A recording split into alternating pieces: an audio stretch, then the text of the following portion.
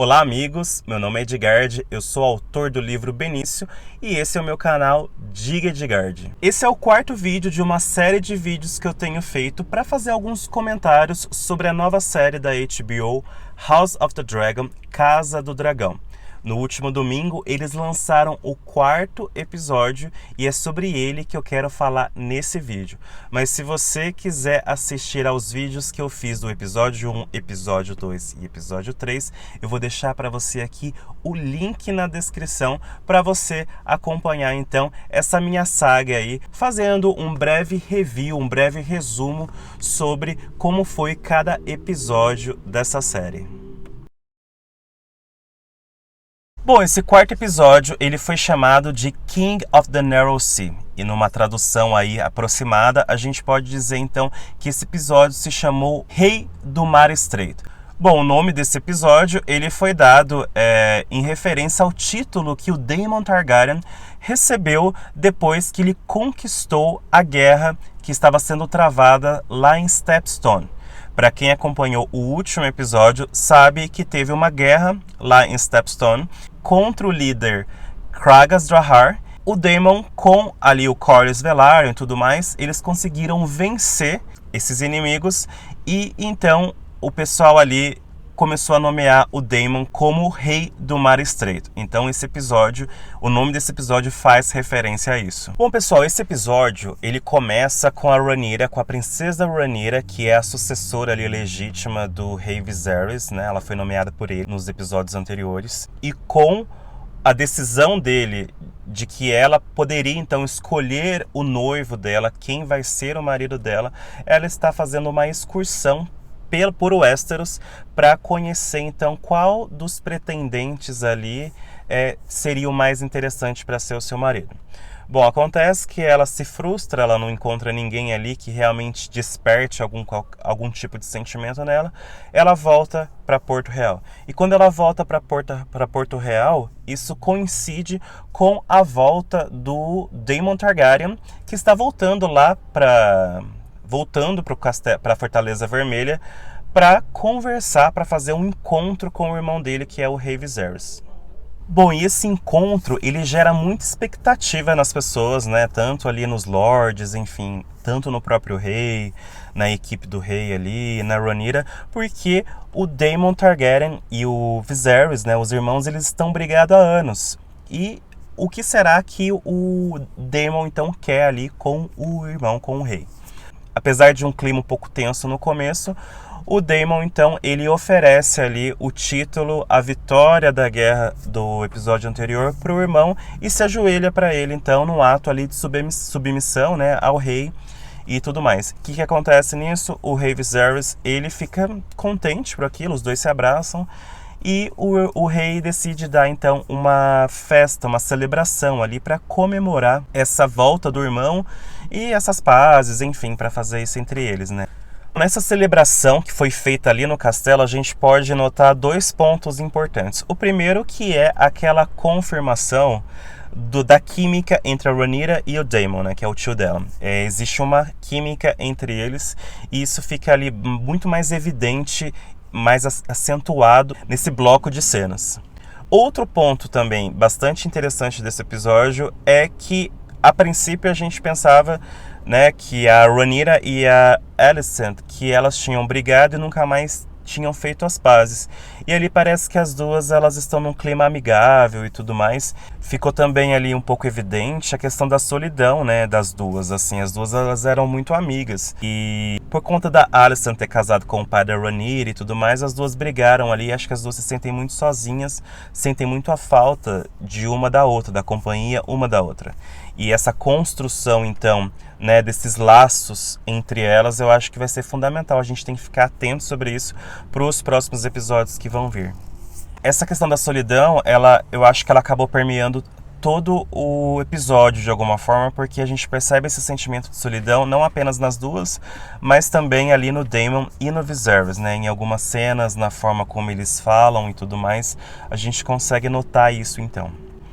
Mais tarde, após essa celebração, a Rhaenyra ela vai descansar no quarto dela e ela encontra uma muda de roupas velhas e um mapa. Esse mapa é do próprio quarto dela, que tem uma passagem secreta.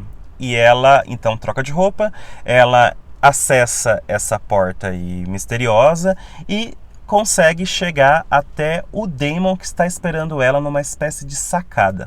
O Daemon, então, ele leva a Rhaenyra, a sobrinha dele, para Baixada das Pulgas, que é tipo uma das partes mais pobres ali da cidade.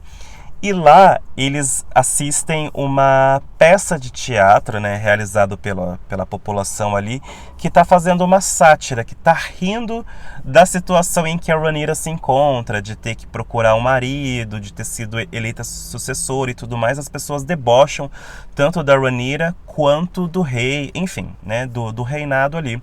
E a Rhaenyra, ela assiste aquilo e ela parece que ela não se intimida com aquilo. Apesar das pessoas ali não estarem reconhecendo ela não se intimida com aquilo. E isso acho que causa uma certa admiração no Daemon, que acho que ele tentou fazer com que ela se sentisse intimidada, tentou ali fazer algum teste com ela, e ela, no meu ponto de vista, acabou passando nesse teste, porque ela assiste aquilo, né, as pessoas zombarem dela, e ela não demonstra fraqueza. Na verdade, ela demonstra que ela está bem, né, que ela tem um ego até que consegue suportar até esse tipo de coisa que vem ali da população, enfim, né.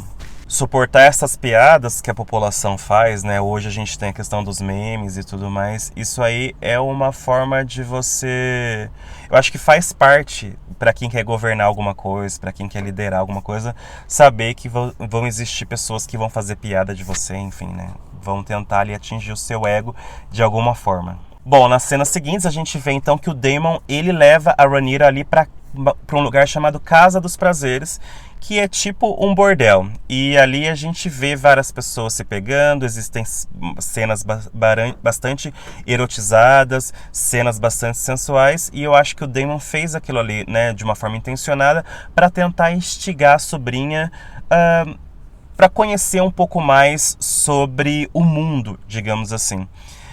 Existem pessoas que estão dizendo também que ele é apaixonado por ela, o que eu também acredito, né, pela troca de olhares e tal, eu consigo perceber isso pela forma como ele olha ela.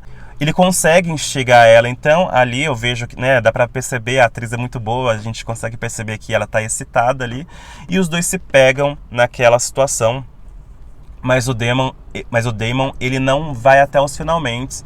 Não sei porquê, eu acho que por ele, né, pela situação em si, ele não conseguiu ali resolver essa questão. E ele deixa ela sozinha ali naquele bordel e vai embora. E aí mais tarde a gente vê então a Rhaenyra chegando na Fortaleza Vermelha, no quarto dela. E lá nesse quarto dela, ela começa a brincar ali com o Sir Tristan Cole, que é o guarda, né, do Cavaleiro Real ali, que fica tomando conta do quarto dela, fica brincando ali. E os dois acabam fazendo sexo ali, então ela perde a virgindade dela com esse rapaz. Bom, quando a Rhaenyra com o Daemon estavam lá, né, na Casa dos Prazeres, mantendo aquela relação sexual ali, eu não sei se eles chegaram a ter uma relação sexual de fato, mas viram ele se beijando, ele se abraçando e tudo mais. O que aconteceu? Um jovem, o rapaz, ele viu essa cena e ele foi contar pro Mão do Rei, o Otto Hightower. O Mão do Rei, por sua vez, foi lá e contou pro rei, então, o que aconteceu na Casa dos Prazeres. E o rei não acredita, né? Ou pelo menos ele finge não acreditar naquilo, ele expulsa ali o Mão do Rei e tal, do quarto, né, que ele tá, mas a gente vê que ele ficou um pouco impactado, sim, com essa informação. E nas cenas seguintes, a gente vê, então, o desenrolar dessa fofoca que o Otto Hightower faz pro rei. A gente vê ali que a Alicent ouviu essa conversa entre o rei e o pai dela, e ela decide confrontar e contar pra Rhaenyra, que nega tudo, enfim.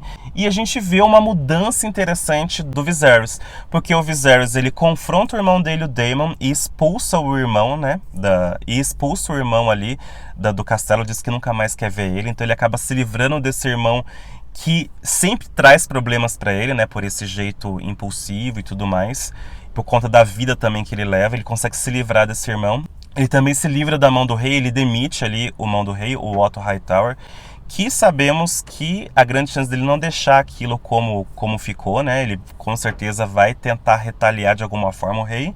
E ele também nos surpreende no final quando ele manda um chá de lua, acho que é isso, chá de lua para Rhaenyra. Esse chá de lua, ele é um chá abortivo.